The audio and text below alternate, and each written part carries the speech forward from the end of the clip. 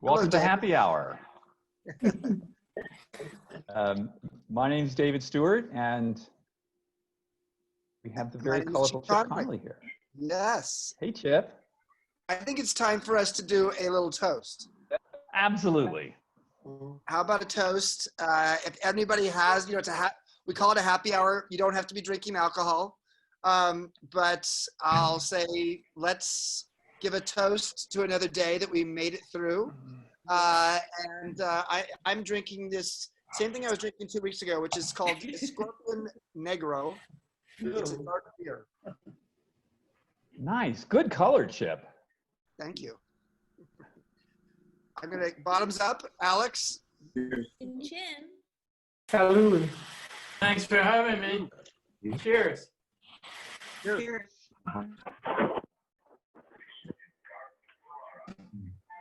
All right, so welcome everybody to the second episode of our happy hour. Just a reminder, we want to keep everybody muted because it gets a little funky otherwise. There's a lot of people on today.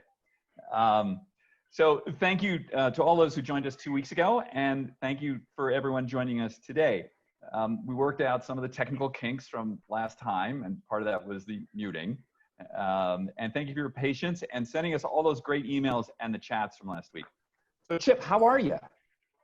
I'm well. I'm down here in Baja, and it's been gorgeous weather lately. So sheltering in place is like sheltering in paradise. But, a little isolated as well. So I appreciate the fact that we're connecting with so many people this way. And we got a question, right, from Pam Sherwin. We do. So let me just first say thank you. Someone asked if you are the David Stewart from the Eurythmics with Annie Lennox. Is that you? It's not. And you can tell because we have different haircuts. So we're easily identified. But it's very nice that people think I'm that famous. I'm not. Well, you hang out like in the entertainment world. So have you ever met them or no? All right. So I'm going to tell you a quick story. When I started as a photographer and I was like 23, my name is David Stewart, right? So at the time, there was me, there was Annie Lennox's boyfriend, and there's also a famous pitcher for the Oakland A's, all called David Stewart. Yes. And so this was a problem, and so I had to use my middle name. So that's where David Harry Stewart came from. Ah, got it. Okay, so and do people call you that? How many people call someone three names? People say, "Hey, David Harry Stewart." Yeah, they do. Okay. Some people say David. Some people say. People who've known me since I was like a little tyke, they call me Dave. But like nobody calls me Dave anymore. You can call me Dave if you want. I'm going to call you Dave. But I'm going to say, first of all, I'm going to say thank you to Pam Sherwin, who asked the following thought-provoking question that she wanted us to bring up to the whole group. And so we're going to start our session today with some interaction with everybody on the phone. So here's what Pam said. She says, we have a huge opportunity to explore how we might bring generativity to life through this group during COVID-19. I wonder with so many on the call, whether reaching out and asking for ideas to answer the following question, what would be the most impactful thing you could do as a profiling of your wisdom, your resources and skills that would help others during this time? So what Pam is suggesting is that in the chat, write down what's something that you think that you could do or you are already doing to actually be of service or to share wisdom or to help people through this time. One of the things that is actually a positive of aging is that you have the opportunity to pull from past experience. And another way to describe wisdom is pattern recognition. So you can sort of recognize the patterns of going through a time like this, although none of us have ever been through a time exactly like this, that's for sure, unless you are more than 102 years old and you were there in the Spanish flu. And if you're that, double toast to you. And thanks for joining us. But the question is, like, how do you use that pattern recognition? How do you use the dot-com bust or 9/11 or Great Recession? And Mike, whoever Mike is, mute yourself, please. Please, you are We're all hearing you, and I think you're passing gas. So, actually, I can. What? I don't know. I think Laura, you can probably Yeah. get him. So in the chat, so we have a lot of chats coming through. Look at all these chat things that are coming through. Let's call on a couple people here. So we have, let's see, Mary Shriver saying she's teaching mindfulness and movement tools for building resilience and capacity and for recovering from stress, tension, and trauma. Grace says she's running a nonprofit and we are making 3D recyclable masks for first responders. Tuck, my friend Tuck says, get on Nextdoor and ask if anyone is lonely and if they need anything and make a video visit. That's an interesting idea. Or drop off some food to them. That's a great idea. Has anybody else tried that? That's a good job, Tuck. I like that one. What else? What else? Are you seeing anything else here, David? I don't know. There's a lot. Donna and Jack. Go ahead. That's overwhelming. Yeah, Donna and Jack, you've got your Holding Free community meditations online, encouraging people to think about recreating, not defending. And let me use the word recreate for a minute. Do you know what the word recreate means? People think, oh, let's go do recreation. Well, recreation makes you think like you're going to go hang out at the beach. Recreate, if you take it and put it in parts, it's recreate. So sometimes recreation, going and playing and just dancing by yourself, is a way to get yourself into a flow so you can be more creative and recreate. Wow, look at you guys. You're amazing. Look at all these. This is really impressive to see. Oh, there's Manette, delivering dinners to emergency room doctors. Wow. Whoa. Jackson, food bank, money advice, giving money to hourly workers in my life, cards to relatives in nursing homes. I want to say thank you to Bob. Last week, we talked about what can you do with this extra time? And I said, with the extra time, what if you wrote a handwritten letter to someone? Because, handwritten letters are sort of from a different time, but a lot of us don't have time to do them now, but we have time now. And Bob sent me the most beautiful letter. Thank you, Bob, for the handwritten letter you sent me. Wow, and last one, Christina, taking my fruit to neighbors and elderly friends. That's great. Nice. Anita, egregiously over tipping. Good stuff here, guys. This is really impressive. And there's Linda from Southern Baja, baking sourdough bread and food for neighbors, collecting and buying food for people in the barrios down here in Southern Baja in Mexico. Thank you. Wow. I don't even know what to say about all that. That was a lot. David, I think we have a question from Laura. Yeah, absolutely. So Laura, addressing both of us, very thought-provoking question here. She says, what was the last thing you did that took you out of your comfort zone?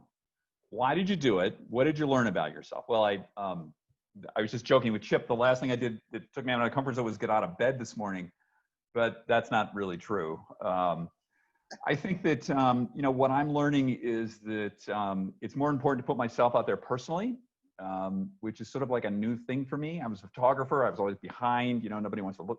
It feels odd being the face of something, but I'm doing that more and more and telling people like how I feel about things. And I do it to connect better with people and like, what has made me learn about myself? I'm pretty good at it, which always surprises me. And I think this is one of the things I learned about age is that my greatest limitation is the false beliefs that I hold about myself. And the only way I prove myself that these things are false is that I go in the face of them and I find out they're not true, and then I expand what I can do. So what's an example? So give us one more example beyond putting yourself out there. Like what's something like in the last couple of years that you've stretched? You've done something that wasn't natural or easy for you, or not natural, wasn't easy for you. Keynote speech at Global Wellness in Singapore, full of 700 of the world's most influential people. Wow. Completely, utterly unimaginable to me 4 years ago. Never just like going to Mars, unimaginable. But you work up to it, and I did it. It was fun. Great. So if I were to answer that same question, again, the question is, and for those of you listening in, go in the chat section and ask yourself that question. What was the last thing you did that took you out of your comfort zone? Why did you do it? And what did you learn about yourself? So here's my answer to this question. First of all, I love this, that an alternative question that sort of helps me get into the space to answer this one. And any of us could do this. The question I would ask you to consider for yourself is, what is something that you know now that you wish you knew 10 years ago? And so the reason I ask that question is because it helps you to realize, it's like sometimes people say, when's the best time to plant a tree? And of course it's today, because it's going to grow. Similarly, we can always procrastinate about something that we aren't going to do and then regret about it later. And so the question I often ask myself is, what would I regret 10 years from now if I didn't actually take it on today?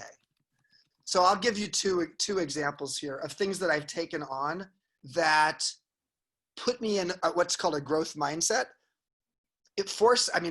Basically I felt like an idiot doing both of them. The first one, I knew that I would regret this 10 years from now if I didn't try doing it now, and that's surfing. I grew up in Southern California in Long Beach. My mom wouldn't let me. I was a swimmer. I played water polo. I mean, I knew how to get around in the water, but my mom wouldn't let me surf. And so I body surfed, but I never board surfed. So I'm 59 now. At age 57, I started learning how to surf, which is not the age you usually do that. But I also regretted that. I figured, I live next to a surfing beach, and at 69, 10 years from now, I don't want to actually look back and say I didn't at least try, because at 69, I'm probably not going to learn. Similarly, the other thing that I've learned, and has surfing come easy to me? No, it hasn't. But the other one that I've learned is Spanish. And I'm not saying I'm great at Spanish. I'm not. I learned French. This is how I led to my company's name being called Joie de Vivre. But living in Mexico, I mean, this is such a easy answer. Of course I've got to learn Spanish. But Spanish is something, learning a language later in life is something that's really easy to put off because of the fact you do feel stupid. And the thing I learned about Spanish, I'm definitely better at Spanish than I am at surfing. Mi español es muy malo, but it's getting better, mejor. What I've learned is if you have fun with it, if you learn to have fun with something, you're able to tolerate looking like an idiot. And you can just sort of have fun looking like an idiot. So it means being a little bit less self-conscious and self-critical. And so that's what I've learned. I don't know. Let's see what other people have said. If other people said in the chat. Let's see. Jeff said, we just sold our house, detached from 90% of our possessions, and closed a successful business with no clear plan to reopen, and learning Japanese. Well, my God, that sounds good. The idea of downsizing can be quite liberating. There's no doubt about that. I think the first half of our life is about accumulating, and the second half of our life is about editing. What else do we have here? Jim's learning Spanish. Hanifa. Oops, it just went out of my range. I can't see yours right now, but Sandy Bot is learning how to build stronger relationships with family members. That's a good one for sure, especially if you're in the same home with them right now. Look at all this. You've got all kinds of good stuff here. Thank you for this. This is beautiful. Organizing retreats for women in Nepal this January. That's spectacular. So all I can say, if there's a summary here, David, let's look at what the summary is of this. I guess the summary is, if you're lifelong learning is almost like a cliche at this point, but there's something about being curious and trying something new that actually puts you in the space of feeling like you're not on the path of decline, that you still have sort of the elixir of life is curiosity. And it actually has an enormous effect on just your sense of being fully alive. So I don't know, what are your thoughts, David? Well, just quickly, I think that's correct. And I think that it feeds on itself. So learning one thing, so the reason we don't want to learn is because we're scared, right? We're scared of being ashamed or failing or some kind of thing. I'll just quickly my mom learned how to make video calls 2 days ago, which my mom is 89. She'd never done it in her life. And because of COVID, not being able to use video on a phone or Zoom, you're entirely isolated, right? So it took us like a couple hours, and we skilled her up through this company, called Get Set Up.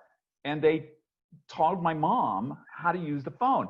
And you know what she told me, Chip? She's like, oh my God, I thought I was too stupid. I couldn't do this, but I can do it now. I bet there's a whole lot of other things I can do too.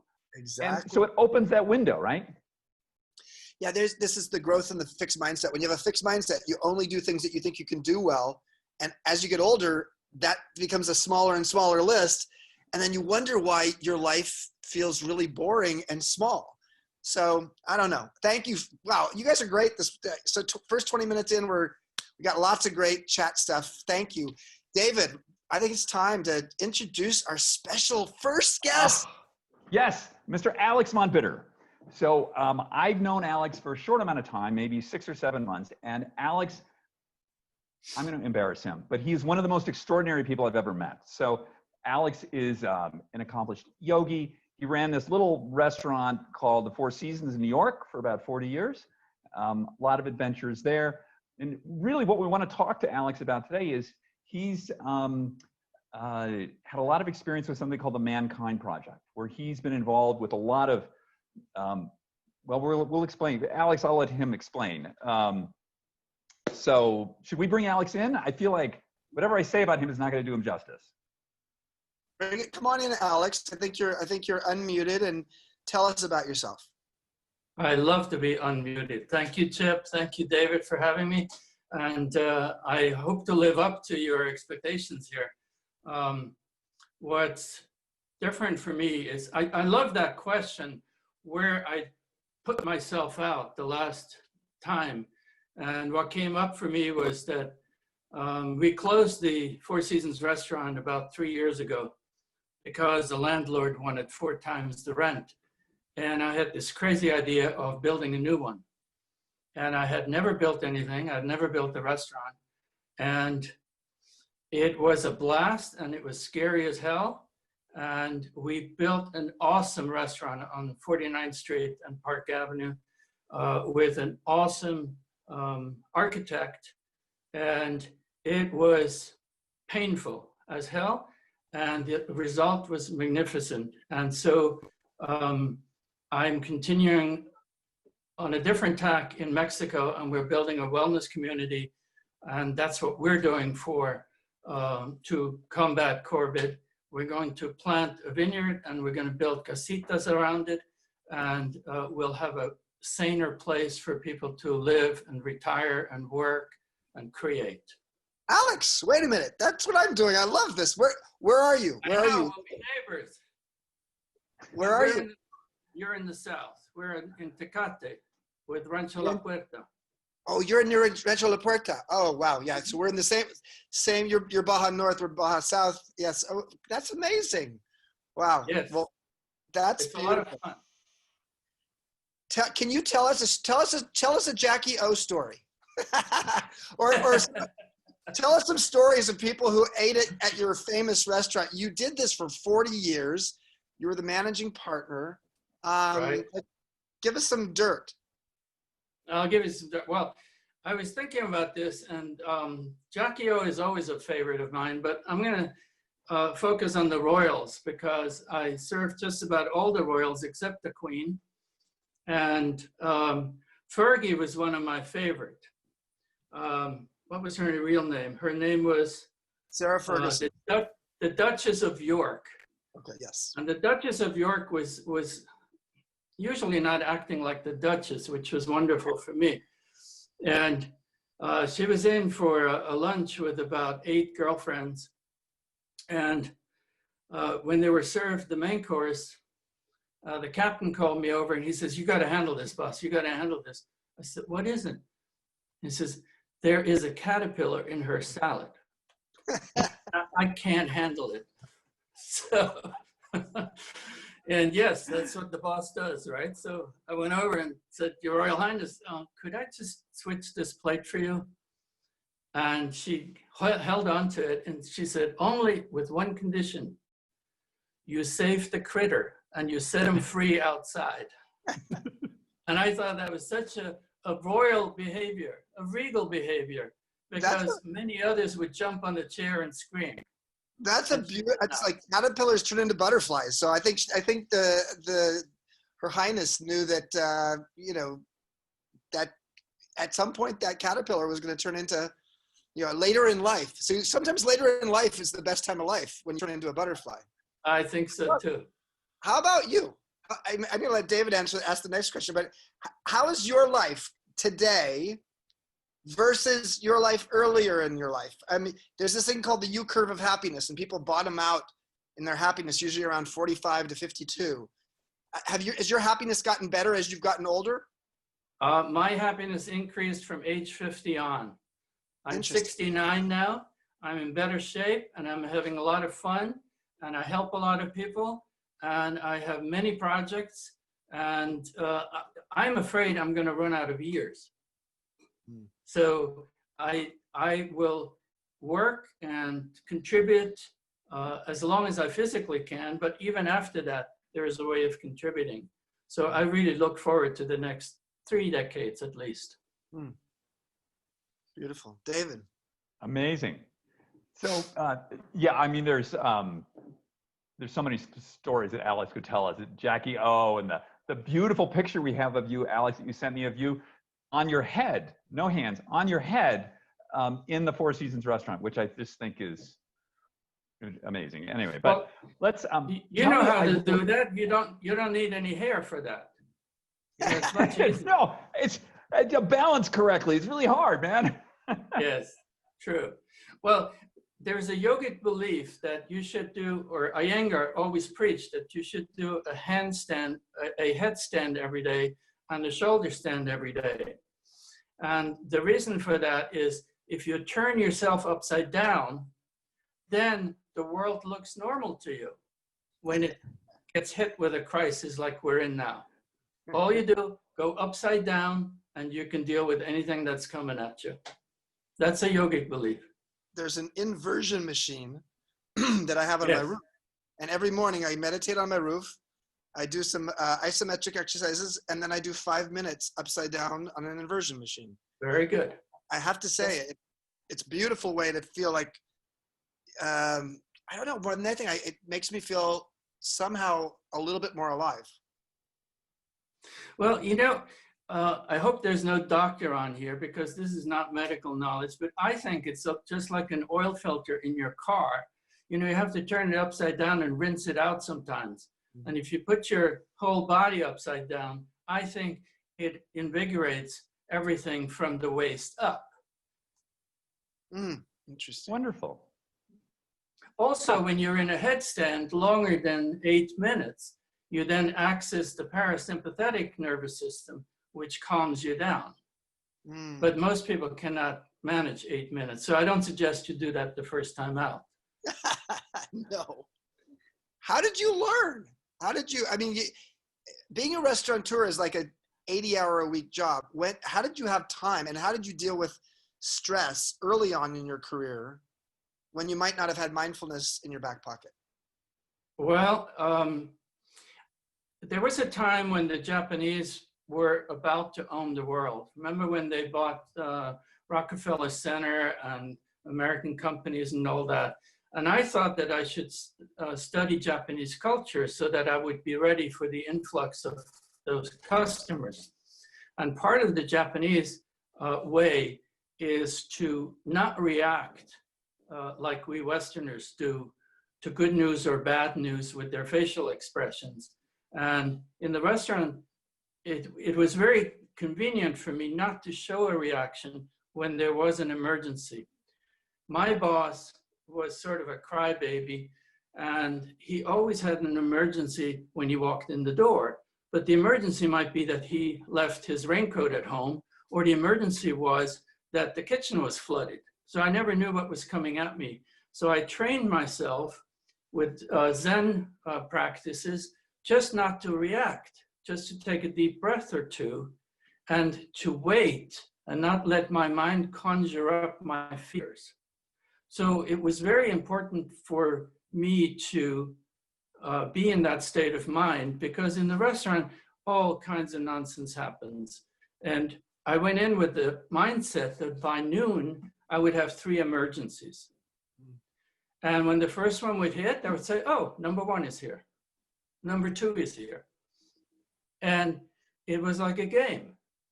And after a while, certainly after 20 years or so, I had seen just about any emergency. And it was just, oh, I've done this before. Oh, somebody died? Yeah, I know what to do about that. So, but much later, I think things got a little rough after my dad died. When I was 35, my dad died, and I got the news while I was working lunch. And working lunch was seating 200, 300 people in the course of an hour, and being able to remember all their names and their preferences. People with big egos don't want to mention their name when they come in. So in the middle of it, I got a call from my brother who said, Dad died. And I said, okay, I'll call you after lunch. And with the same stoic reaction, I completed lunch, and then I fell apart because it was a huge shock. It was not expected. He was in very good health, and nobody prepared me for something like that. And nobody, I had nobody I could turn to know how to deal with this situation or how to grieve. So I just stuffed it. And that was really bad for my life energy, and it was really bad for my stress level. And at about age 40, I went through this training of the Mankind Project. It's called the New Warrior Training Adventure.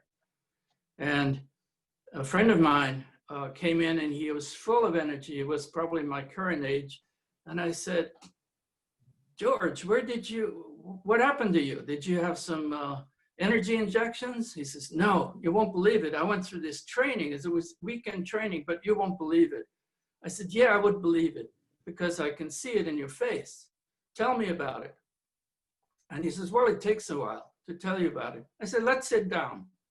And contrary to all my work practices, I just sat down in the middle of dinner, and he told me about it, and I signed up. And I found this space where it was safe to grieve, it was safe to rage, it was safe to express everything that I needed to get off my chest. And it lifted everything. And it was the best experience I've ever had, bar none. So that's where I was exposed to meditation. That's where I was exposed to yoga. That's where I was exposed to trusting people, working with them. Instead of the small talk of a restaurant, these were actually deep conversations, and a place that everyone deserves to have. And so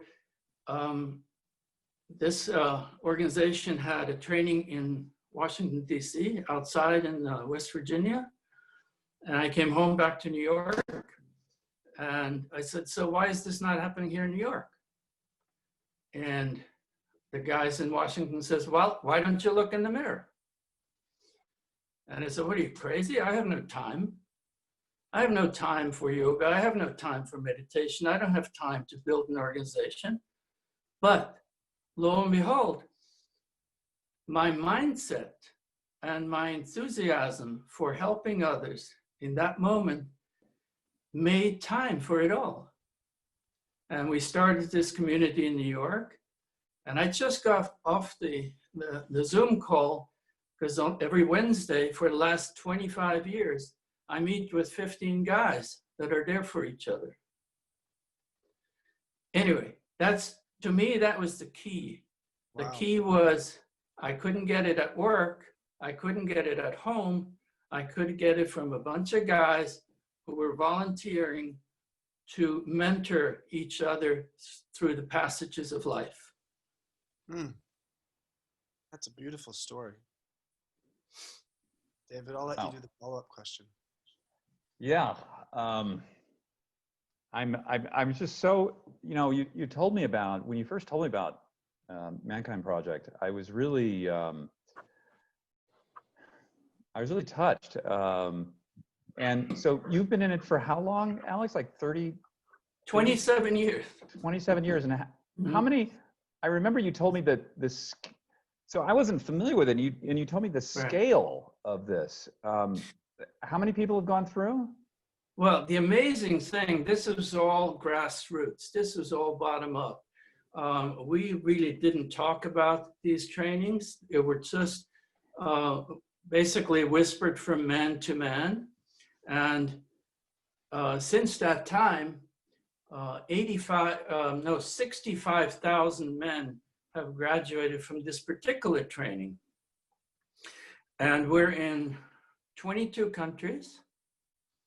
I was lucky to lead the first training in Germany in German, in a foreign language, and we had no idea whether it would work or not. But I believed that it would work, and I was really scared because my German was not good anymore. I had lived in the States for too long. But what I learned in that training was that the language of love doesn't care what the words are. You can see it in the eyes, you can see it in the body. You know when somebody cares about you. And it was beautiful, and they just celebrated their 12th anniversary in Germany. I have a question, Alex, because I'm guessing that, like everything we do, it's mostly women. Women lead everything. I don't know. We got to do something about that. I don't blame you. So what is it? So you know an awful lot about guys our age, and Yes. a lot of the misunderstandings about them. Yes. Tell us what do men our age need, and what is it that women need to know about us that they don't know? That's a big question. Wow. I got 5 minutes for that. So what I believe is most women in my life understand completely that men need support from other men. They need a place where they can express themselves fully. And by that, I mean, where can you rage? Where can you express your anger? You cannot do this with a woman. They will run scared, and rightly so.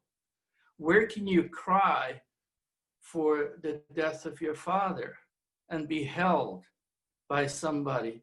Maybe a shrink, but it's a hell of a lot more powerful when it's your friends. I can tell you that every man that I've met on these various trainings, I think I've done about 70 of them, from age 18 to 80, they got something out of it. And the best thing they got out of it was to have close relationships with other men, like the ones we would have in high school. It's very hard to get back to that unless you find a safe place where you can be vulnerable. Now, having said that, there is stuff that men are afraid to discuss. Guess what they are? Sex and money. In what order? Oh, money and sex. Right. Right. The biggest issue or the biggest secrets that men keep are about money. Because it's still, particularly in this culture, it's a measure stick of where you line up in the hierarchy of men. Sex is easier than that. And then they all lie about their health. That's the amazing thing too. even with all the forms that we have them fill out and sign and release forms that we're not responsible for them, they don't reveal anything. And it gets dangerous sometimes when you challenge somebody physically and then you find out he's got high blood pressure. But anyway, it's, and it's not just that training. So we have many other trainings. I just got back from Denver to co-lead a training that we call the Inner King training. It's a training that looks at our relationship with death and dying. And it's a beautifully joyous process once you get into it. And I had to laugh because I could barely walk when I came home because we danced so much. How would you imagine that? Yeah, that's very unusual. Yeah. I have one last question, Alex, and then we're going to open it up to our audience to ask some questions as well. And Laura, will you be able to moderate those? Is that perfect? So my last question to you, Alex, is at this stage in life, when in one's 50s, 60s, 70s, and beyond, sometimes we start asking ourselves, what's our legacy? You know, what is it that we are leaving behind? Have you thought about that? Like, what is the legacy you want to leave behind in terms of how you will make a mark on this earth, and in what ways are you trying to invest in that legacy? I think it comes down to kindness. And I endeavor to be kind in every transaction, in every encounter with another human being. And I'm lucky to have lots and lots of friends because of this, and lots of opportunities. I believe that I should do something worthwhile until my last breath. And that will be the legacy I leave, that it never ends until the last breath. And whatever, in a way, I know my legacy already is in many other people, starting with my daughter. When I look at her happy life, I know that I had part in this, and that's already good enough.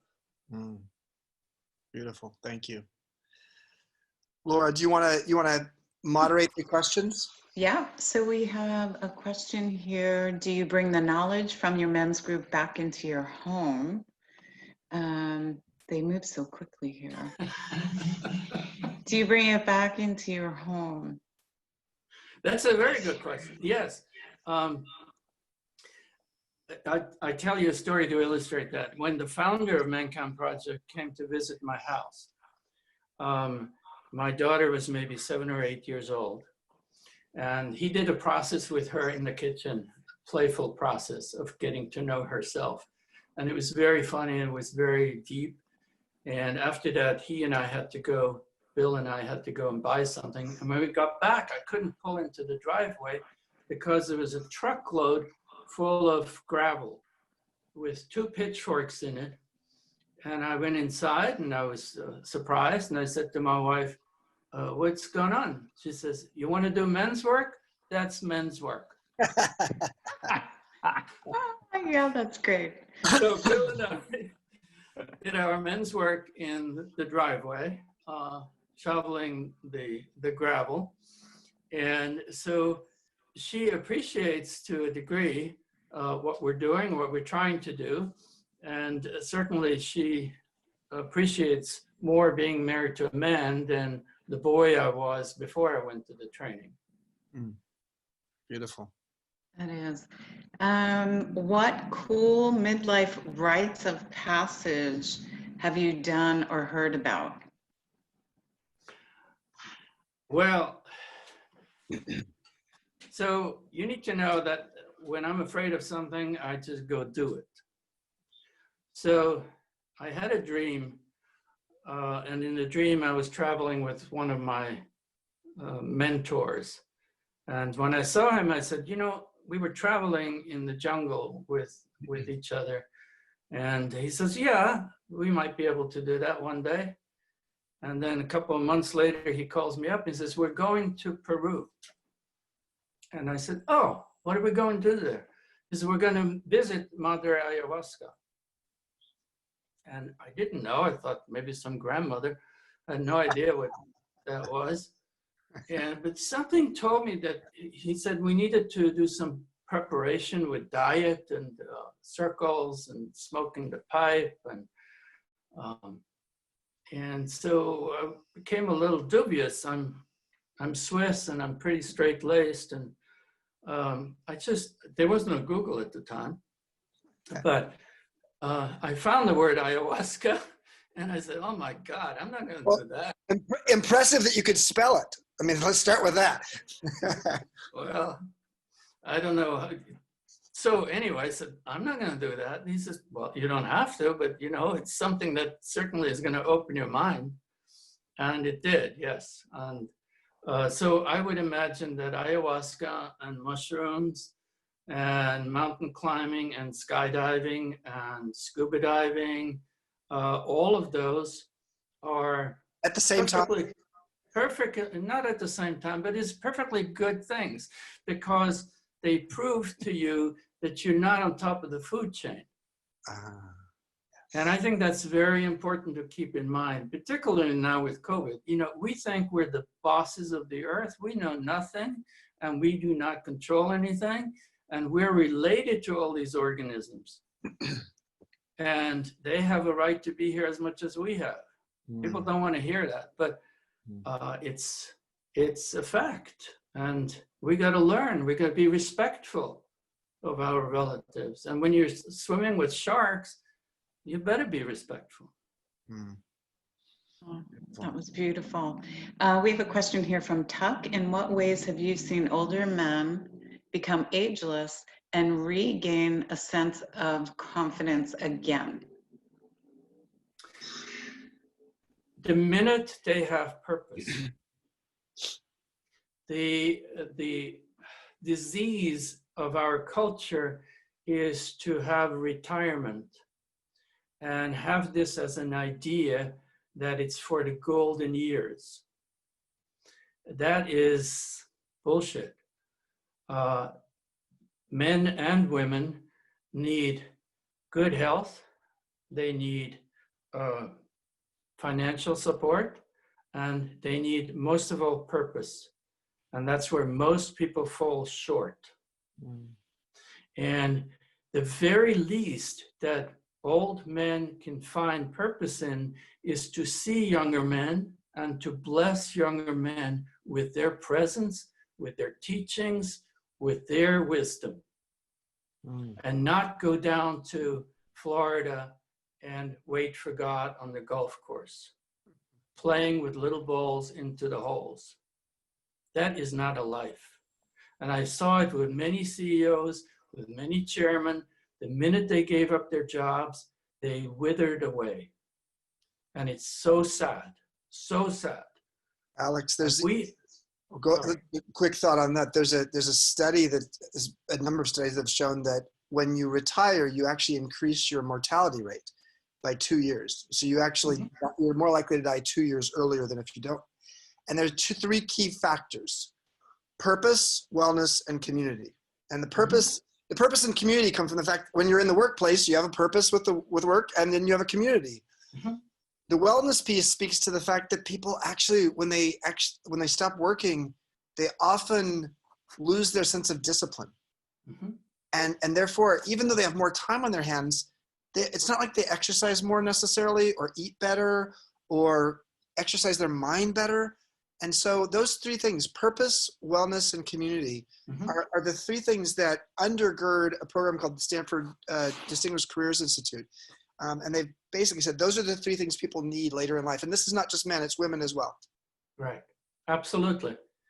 No question. Yeah. One of my mentors, she is 96 years old. I have her saying on my wall by the desk that says, you always need something to keep you awake at night. And what she means by that is when you have a purpose, you worry about it, you think about it, you plan for it, have somebody that's waiting for you, somebody who needs you. It can be a pet, it can be a garden, it can be a community circle, it can be a hospital, it can, whatever, wherever you can contribute something, where somebody needs you, is what makes you get up in the morning. That's what you need, David. See, then you can get up in the morning. Well, yes, it's true. The very word retirement. So retire means to pull back, to retreat. And, you know, one of the reasons we started Ageist was exactly like this, like, that's insane. Who wants to do that, right? So it's, I mean, for us, it's all about moving forward. How can we engage more? How can we, you know, more? And I remember I spoke to Barb Corcoran told me this, the big real estate person, Shark Tank Barb. And Barb's like mid-70s. I said, Barb, why are you doing, I mean, you're working like long days, and why are you doing this? And she says, because I want to see how far I can go. How many people can I help? How great of an effect can I have on the world around me? And I just think like that and what you're doing, I think that's brilliant. Well, it works. And I can tell you that when I see a transformation in a young man or an old man or any man at all or a woman, it fills me with joy that I had a part of it. I could use my skill set of facilitation to have them discover their own brilliance. And what could be better than being engaged in something like this? Chip, you were talking about community. This is what we're building down there in Tecate, a community that is earth-centered, around the vineyard, like-minded people, not nice, but not super luxurious, something that average people can afford, and have a good time down there. How can you learn more about that? How would, if someone wants to learn more about that, how could they find it online? Oh, I thought this was just between us. Oh, between us and all the people on the phone, on the call with us. We will have materials in about a month, I believe, or maybe 2 months. But in the meantime, it's rancholapuerta.com, the ranch, the door. Rancholapuerta.com is the wellness spa that has been there for 80 years. And this is an expansion because a lot of people would like to move there and participate in the programs for body, mind, spirit, and also live on the premises, at least part of the time. Please give my best to Hervé Blondel. Happy to. We used to work with him, who's the hotel manager. Mm-hmm. Do we have one more question, Laura, and then we have to wrap up? Yes, someone asked about dealing with parents and elder care. Like, what can they be doing to assist their parents? I don't know anything about that. I really don't. As you can see from the COVID mortality rates in those homes, it's a really scary situation. And I do not know how you can counteract that, even if you pick the home carefully. When a crisis like this happens, people run away. It's really hard to deal with that. But again, I think Chip's answer is it's community that's really important. And unfortunately, by the time we put our parents into a home, they probably don't know anybody there. And they're lonely. And I think they also die of aloneness in there. But I do not have a solution for that. The solution's what David did with his mom. You know? Yes. Teach her something Connection. new. Gotta keep the connections. Yep, and teach her something new. So, I mean, I think, again, it comes back to, if there's a key lesson, and first of all, Alex, oh my gosh, you are just you are a prince yourself. You're part of our happy hour royalty now. Thank you for Thank you. being our virgin. You were our first official guest, because last 2 weeks ago, it was just David and me bantering on. And you really, if you look at the chat section, it just blew up. Everybody had thoughts, and that speaks a lot to the fact that you helped us to see that in fact, men can be kind. In fact, your life can get better as you get older. There are unexpected pleasures of aging. That purpose is core to living a good life and feeling a sense of vitality. And that you're starting something new. You're about to turn 70 and you're starting something new. And listen, if we can be starting something new when we're 85 or 105, we will probably continue to live not just longer, because it's not just about the length of our life, it's the depth of our life as well. So thank you so much. Super. I have a technical question. How do I look at these chats? Do they stay on my screen for a while? We're going to let Laura actually, after the call, we'll have her actually show you everything there. That'd be great. Laura, is that okay? Yeah, it's perfectly okay. Oh, Thank you, Laura. It's like a man to pass it on to a woman to do the hard work. So there you go. Sorry. But we love that. We love to be leaned in on. Don't forget, she's directing us. She's directing us, and David's going to talk about next 2 weeks from now, because our next guest is a woman. Well, I want to say something, Alex. Discover your own brilliance. I think you've just given me a slogan for life. I just love that idea, because we all have it, and we just, that's our greatest challenge, right? Is to find out what that is. I just love that. Chip, who do we got next week? I lost the plot here. Who's next week? Let me tell you, our next one's 2 weeks from now. It's Wednesday, May 6th. Yeah. 2 weeks from now, 5 p.m., happy hour. And we're going to be joined by Barbara Waxman. So Barbara Waxman has become a good friend of mine. She's a gerontologist. And to be honest with you, when people in their 20s choose to become a gerontologist, you wonder, why would anyone want to do that? But she's a fascinating person. And what she's been able to do is to popularize the idea of middle essence. So adolescence, we know, is something that people go through in their teens. Middle essence is a word that the world doesn't know very well. It's actually become very popular in the academic world.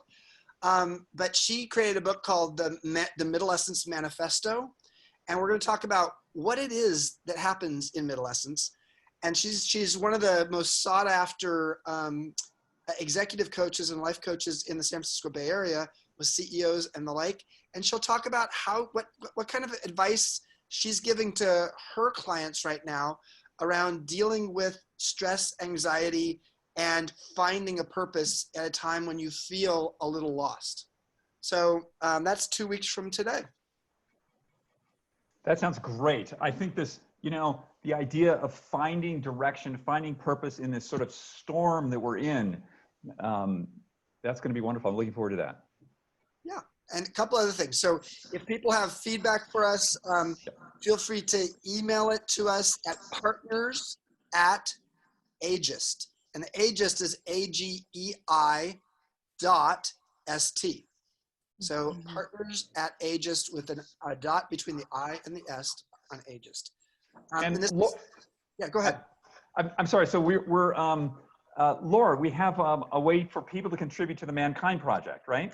We do. So I just put it in the chat box if anyone would like to donate. It's mankindproject.org is the main website, and you can scroll into donation, but I gave you the direct link here. And we'll send it out again in the communication materials after this. Thank you. Wonderful. Yeah. Alex, you're awesome. You're just one of the North Stars in my life. I'm just so happy that we've met each other. It's been great. My pleasure. Thank you for being a role model. And thanks to everyone else for showing up tonight. Tell your friends about this. We do this every 2 weeks. And, it's meant to be a happy hour. It doesn't mean we won't talk about dreary things occasionally, but generally we hope by the end of the hour, you're feeling a little more happier than you were when you joined us an hour ago. Thanks, everybody. And Laura, thank you. And Anne-Marie, behind the scenes, thank you as well. Thank Nice, you. Chip. Yeah.